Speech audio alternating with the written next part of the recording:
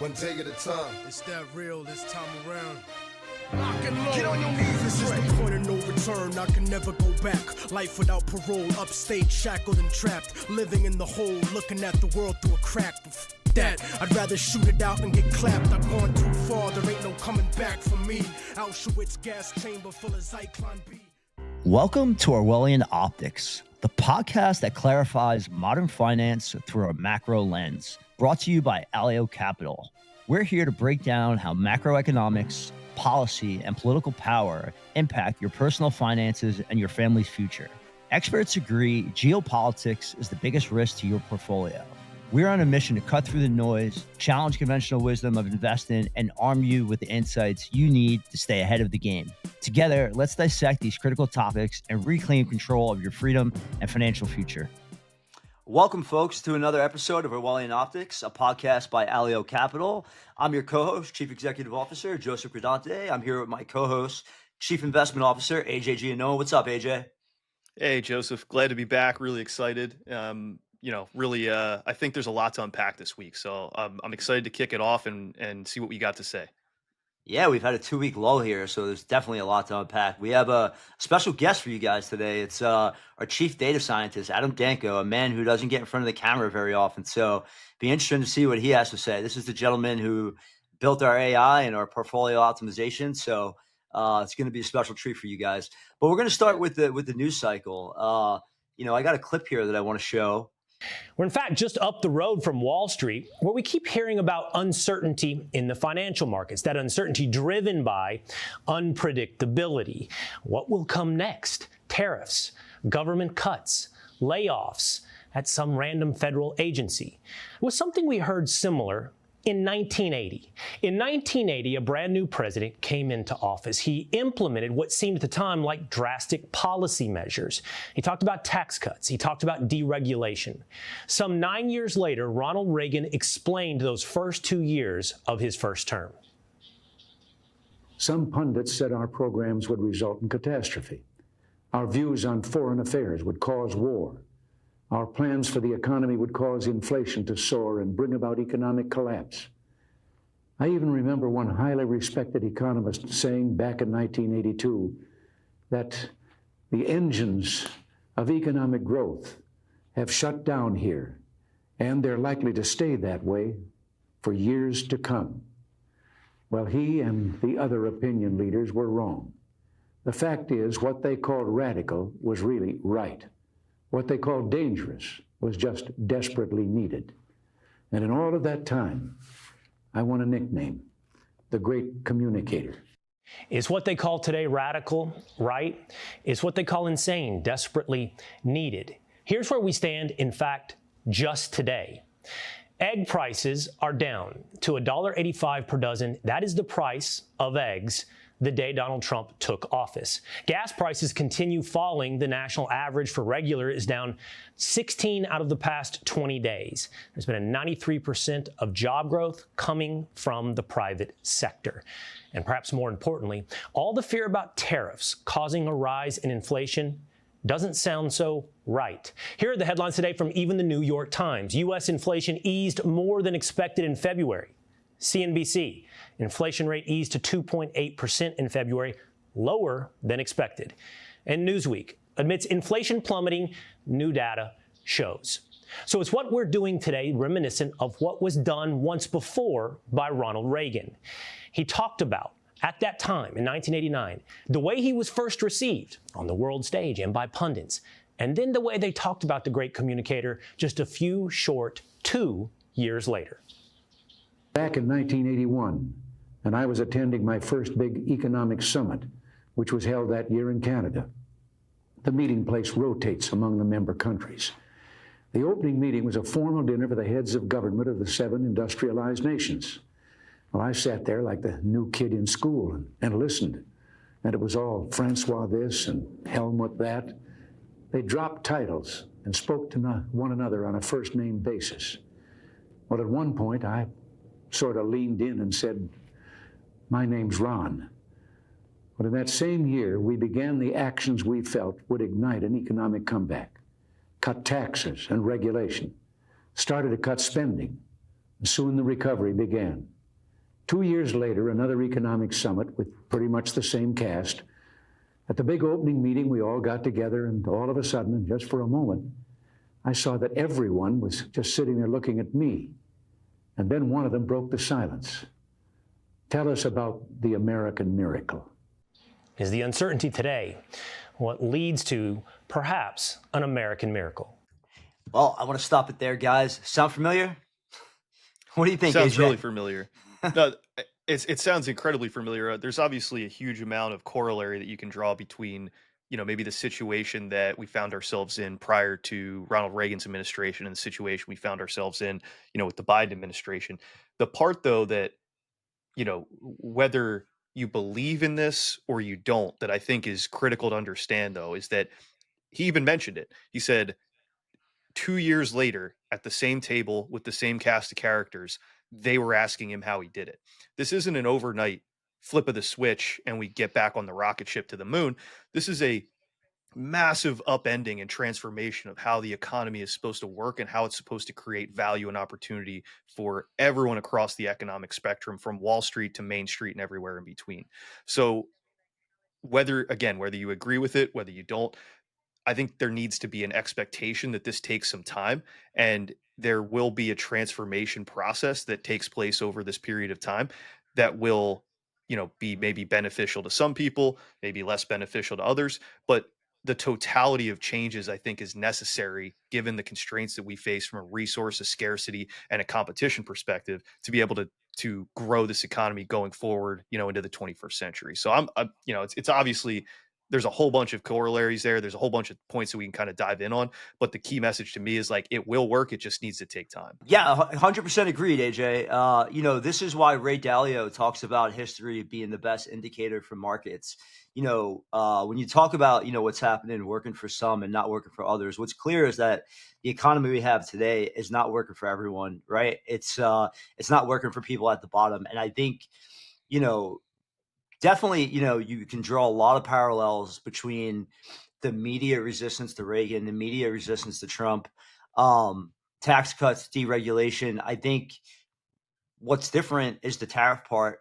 You look at Lori Ramirez Chavez, who was confirmed by the Senate last week, and she's a pro-union Republican, and she got the most votes besides Marco Rubio in the confirmation process, and I think there's a reason why. I think that's what's a little bit different. But other than that, I mean, you could just really draw from the Reagan administration. That's really the best scenario to look at to see how it unpacked. And Reagan didn't get the tax cuts, through until I think it was August of 81. We didn't see the boom until 82. And so right now, all this uncertainty that you have in markets, it's part of the process. And we didn't get here overnight, and we're not going to get out of this overnight. It's going to take some time. It's going to take some work on Congress's part. But, the fact that we've navigated something like this before should give people a certain sense of assurance. And look, at the end of the day, when you talk about Allio Capital and what we really stand for, it's economic literacy. It's not partisanship. I don't believe in Democrats versus Republicans. I think that's part of the problem. I'm more of a utilitarian libertarian. I think the government's job is to create the greatest outcome for the greatest number of people. But I think when you look at these policies and you look at something like, and you look at the totality of the policies that where you have tax cuts and deregulation that are pro-growth, right? And then you have something like tariffs that might lead to some type of price adjustment, but why are they going to lead to some kind of price adjustment? And the reason why is because you're bringing production back to the United States.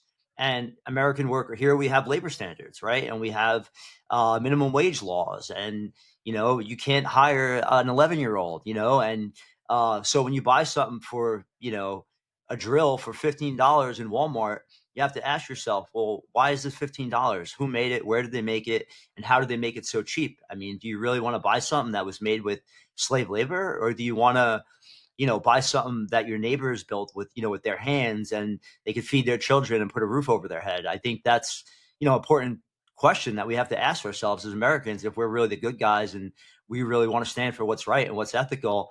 So I think, there's a deglobalization element to this that maybe what wasn't as front and center, when Reagan was in office. But I think when you look at the rest of it, it's all happened before. And what I think we could say confidently is that the other side of this, there's definitely going to be growth, and there's going to be, some positive outcomes both for Main Street and for Wall Street, because, we're at a point now where we,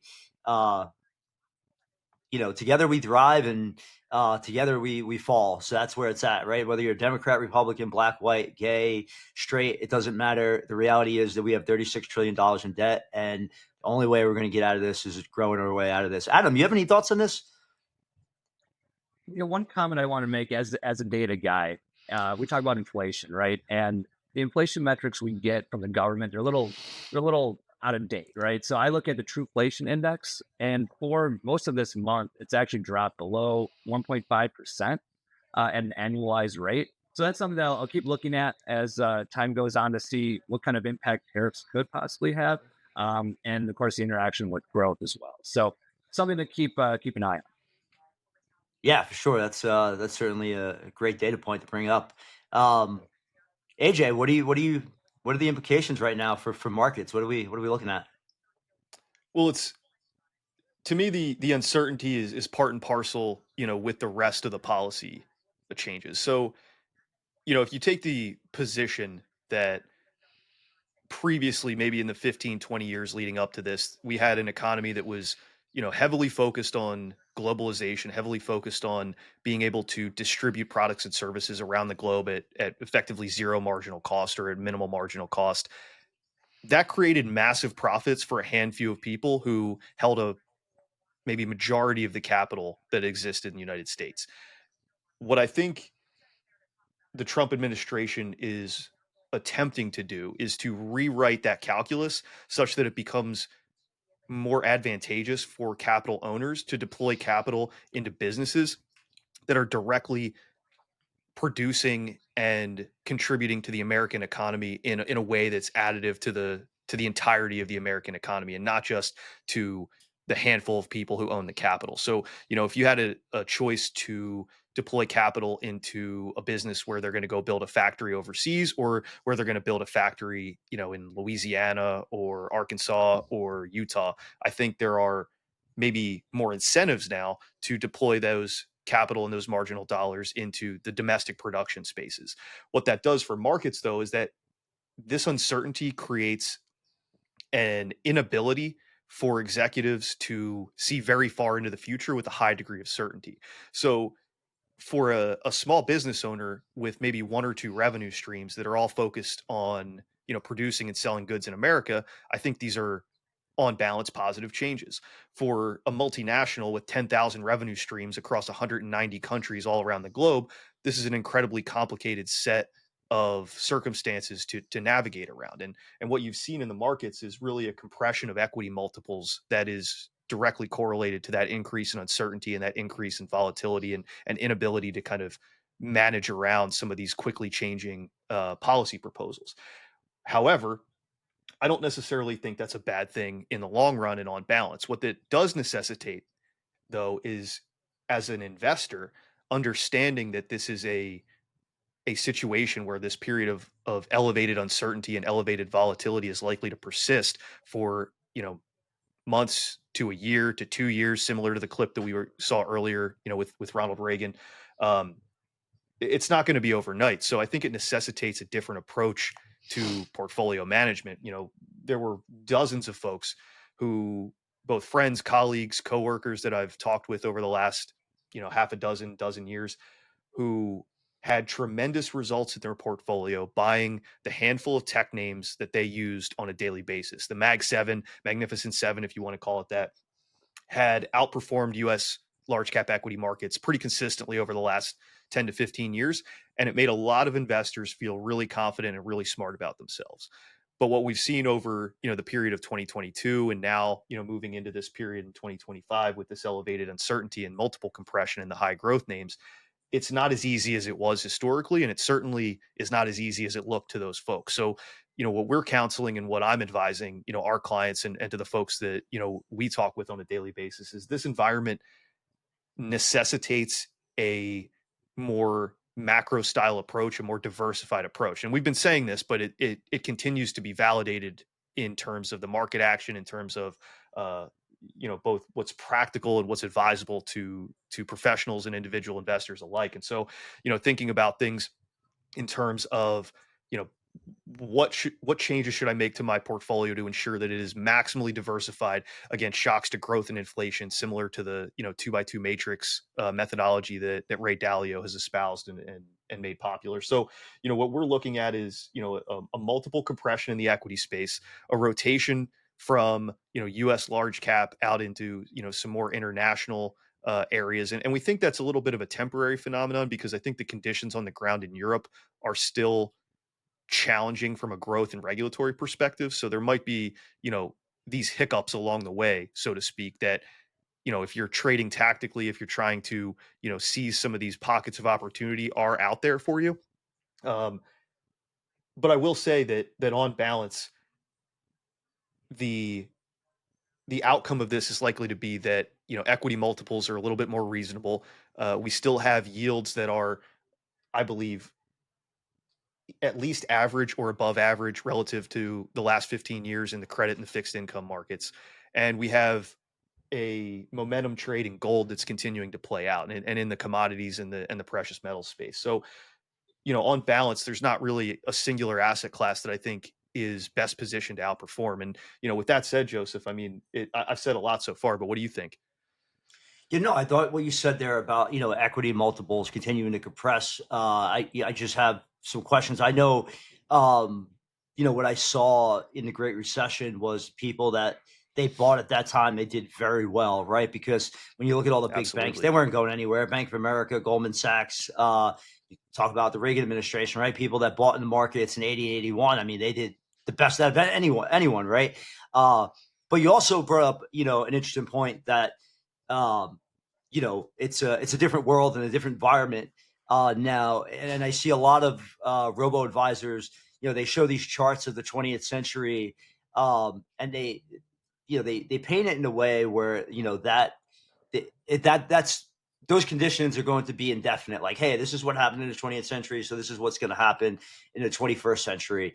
And when you look at the fact that the U.S. from 1950, in the 1950s, really, from the 20s onward until the early 80s, accounted for most of global production. That factors into why you saw all the growth here, and you had this massive boom in markets. There's more competition on the global stage, but at the same time, the U.S. is still holding the strongest hand.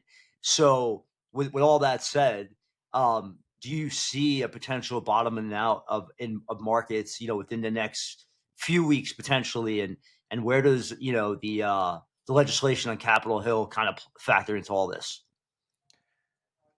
I do. I see there's a reasonable probability of a short-term bottom here. I think over an extended period of time, this is certainly has set up conditions to be a bit of a bumpy road. I wouldn't necessarily call this, the precipice of a bear market, because I think fundamentally the American economy is still on strong footing, although uncertainty is elevated. We haven't necessarily seen evidence of layoffs or huge declines in consumer spending that would necessitate or, be a precursor to layoffs, or, kind of a rethinking of budgeting at the corporate level. The outcome of that, I think, over maybe the next few weeks, is that it's just a question of folks getting comfortable with the long-term plan. I think there is a tendency on Wall Street, especially, to overplay some of the risks that are making headlines as a way to garner views. And fundamentally, although this volatility is unusual, this uncertainty out of the administration is unusual relative to recent history, it's not unusual relative to a longer frame of reference, going back to the 80s, and even to some of the more transformative fiscal and monetary policy initiatives that maybe predate World War II. So the economy, I think, is well positioned to continue to navigate these challenges, and over time, I think the uncertainty will begin to feel a little bit more normal. Things feel abnormal, and then you get used to them, and then you just say, all right, where do we go from here? And I think that is the key for markets moving forward, is you've actually seen earnings estimates for the back half of 2025 get revised up a little bit, and I would expect that as this uncertainty, as the policy narratives continue to be just accepted as like the cost of doing business, this is par for the course. It's standard, practice coming for the administration. Folks figure out how to rebalance their portfolios. Maybe they were a little bit too crowded into momentum or some of these other uh, crowded factor trades. Maybe they diversify away from that a little bit into some more value, some more carry, some things like that. But at the end of the day, there is still a huge amount of economic activity happening. There is not much evidence, if any, of an inflection lower in consumption or an inflection higher in unemployment. So over the rest of 2025, I would expect that there is a momentum element of economic growth that will be challenging for what is effectively just a little bit of rhetoric and a little bit of scary words coming from the administration to derail, which all else equal, pullbacks are healthy. Excuse me. They shake out the weak hands, they shake out the crowded trades, they force people to re-underwrite their assumptions, rebuild their portfolios, with maybe a little more respect towards the downside risk, and then from there you've built a base to take another leg higher. So we'll see if that comes Well, out to play that way, but brilliantly, that's the name of brilliantly the game.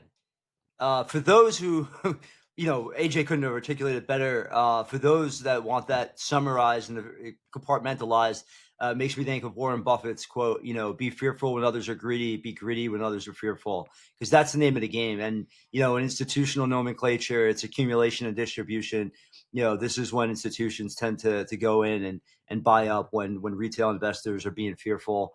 I remember when I first broke into finance and capital markets, and I was working as an FA, and my one friend said to me he was looking for a new FA, and I said, "Hey, bring your business over to me." And he said, "I want somebody with more gray hairs." And I'd say, "There's a reason I'm wearing the hat, right? Today I have gray hairs. I understand why he was saying that. It's because part of understanding markets is watching things play out over and over, and we've seen this play out before, and I think it's going to play out the same way again. And I agree 100% that there's going to be a lot of growth on the other side, and I think things are starting to get to that point where they're looking good. I mean, it's a game of probabilities, and at the end of the day, and I think that's why the administration is trying to hedge with some of their language.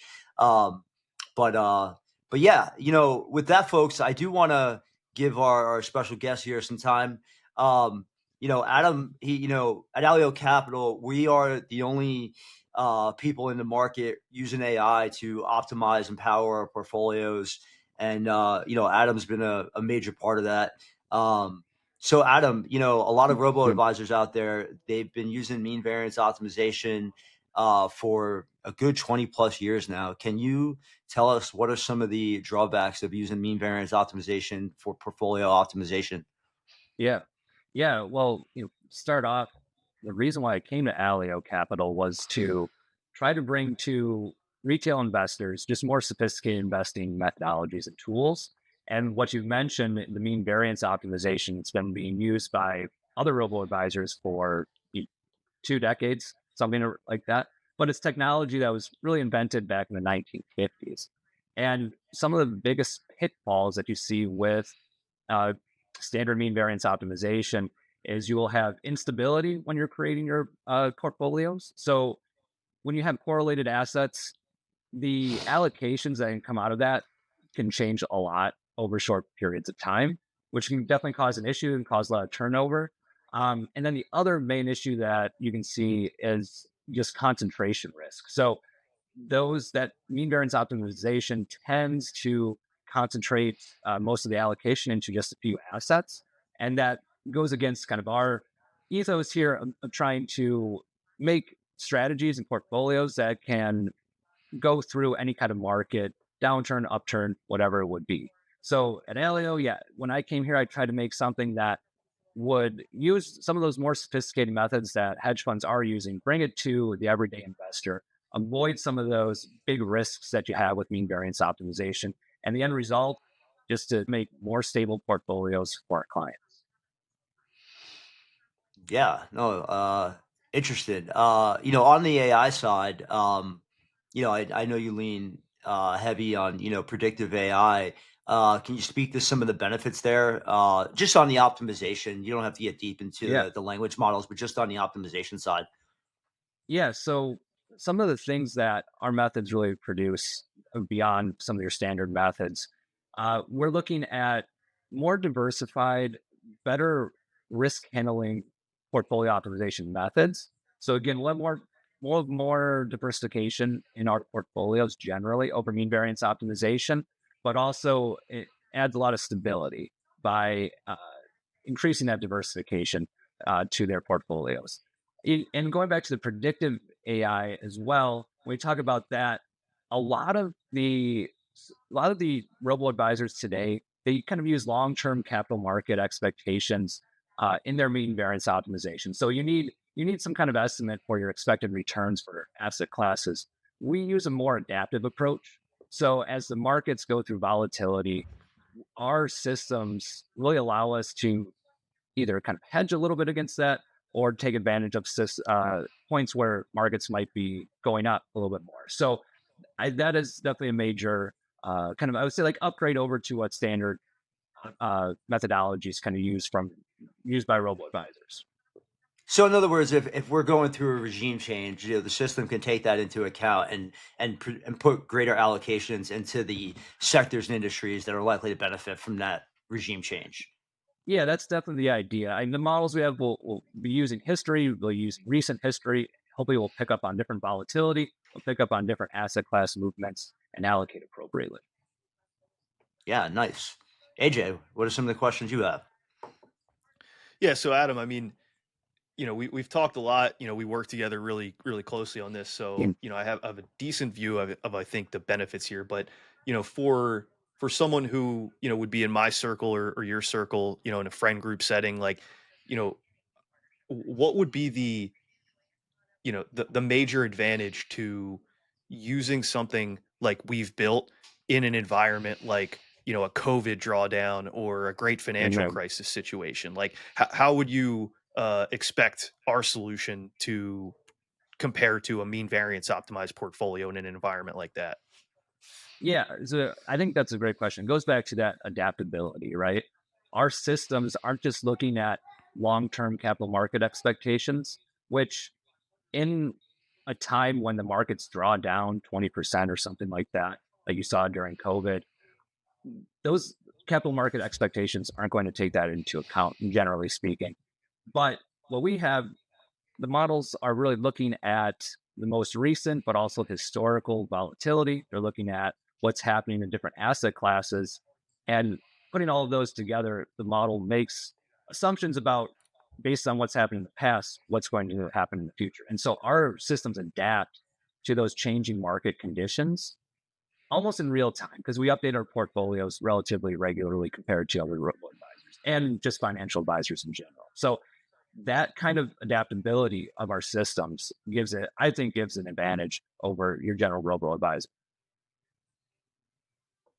Yeah, that's fantastic. And I'll say this, to add to that, the it's not just the robo advisory space. I come from a traditional investment You know, management background, and even professional investment managers are still relying relatively heavily on mean variance optimization. There's I think, epidemic of misunderstanding of the value of portfolio optimization in the investment management industry, both in the institutional and the retail and the robo advisory side.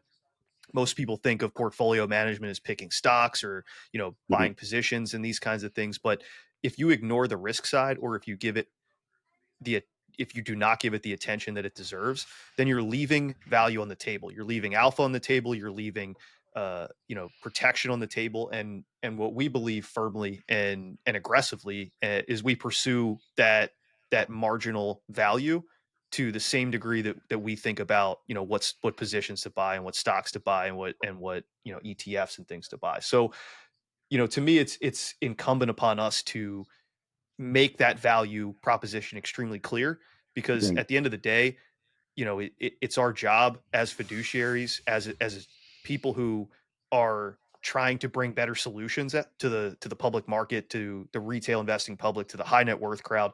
Like, this is an absolute game changer And these are the same tools that, the world's largest hedge funds have been trying to use for a long time to some degree of success or another. But we're creating our own unique solution. We're bringing the same style of approach to a much wider audience with the hope that, we can deliver better financial outcomes for people. And, obviously, and all that stuff. But at the end of the day, you have to take action, because I don't think people are being appropriately served. Yeah. And going back to, if you have a financial advisor, our approach is pretty different, right? We are looking at the latest data in a systematic, data-driven approach to actually creating all of our portfolios for our clients. I definitely think that gives an advantage over a static view from a financial advisor. And it's so adaptive. It's always it's updating all the time. We're ingesting new data all the time. And I think that really gives us an advantage over some of the more static portfolio creation processes from financial advisors and some robo advisors. Yeah, agreed. And I'll say, the final thing there is that this is an iterative process. We've been going down this path for some time. We're going to continue to go down this path. You see the turbulence in the markets. You see the uncertainty. I don't know, maybe they're out there, but whether you're a robo advisor or you're a financial advisor or you're an investment professional, it takes a lot of brain power to synthesize market views that are consistent with macroeconomic conditions. And it's much more difficult to continue to do that when the macroeconomic conditions are changing at such a rapid pace like they are right now. So, I know this is something that we've talked about for quite some time, Joseph, is that these markets are changing faster and flipping over quicker and quicker as we continue to move through, the 21st century here. And I think, with the advent and the proliferation of AI tools, it will just continue to accelerate. So I think it's almost necessary to take this macro style approach where macro factors are the defining risk factors, and you have the systematic, repeatable process to be able to optimize around that going forward. 1,000%. I was explaining this to a gentleman yesterday, how, this macro environment that we're in, while there might be regime changes, it's not going to change that the macro backdrop is going to be the primary catalyst as to, it's not going to matter what the fundamentals are if you're not in the right sector and you're not in the right industry and you're not in the right space. And so, that's only likely to accelerate. And so that calls for a new approach to optimization to take this all into account. I think Adam articulated that very well. And at the end of the day, this is really what Allio Capital is really all about. We're about innovation, macro investing. But I think when you look at bringing predictive AI into macro investing in this new golden age of America that's likely upon us, I can't think of a better trifecta and a better time to be getting involved in markets. And I'm just super pumped and super excited. So with that, folks, thanks for joining us again for another episode of Orwellian Optics. I think, if you want to rehash the entire argument that we just said, is that we've got another golden age of America coming up, and it's incumbent upon people to understand the economic landscape from a macroeconomic perspective, from a personal finance perspective, to best position themselves to be able to capitalize on that opportunity. And so, here at Allio, we're taking an active approach in that. We want to help people get there. We're combining predictive analytics, AI tools, and portfolio management to help people come to better financial outcomes. So, with that, we need you to like, subscribe, and follow us everywhere you get your podcasts. This has been another episode of Orwellian Optics. Thank you. Have a great day. Joseph, Adam, see you both later. Peace, love, guys. Thanks, everyone. Well, folks, that's a wrap for today's episode of Orwellian Optics by Allio Capital. Links to any resources mentioned in today's episode can be found in the show notes. If you enjoyed the show, please leave a 5-star rating and subscribe so you don't miss out on any episodes going forward. Thanks for listening. This episode has been brought to you by Allio Capital. Get empowered to confidently grow your wealth while strategically managing geopolitical, monetary, and fiscal policy risks. Here at Allio, we combine professional macro investment strategies, personalized portfolio solutions, institutional grade data, and comprehensive wealth tracking into the only AI-powered financial investment app to help you achieve your financial goals independently. Be free, think macro, invest smarter. For more information, download the app now or visit us at alliocapital.com.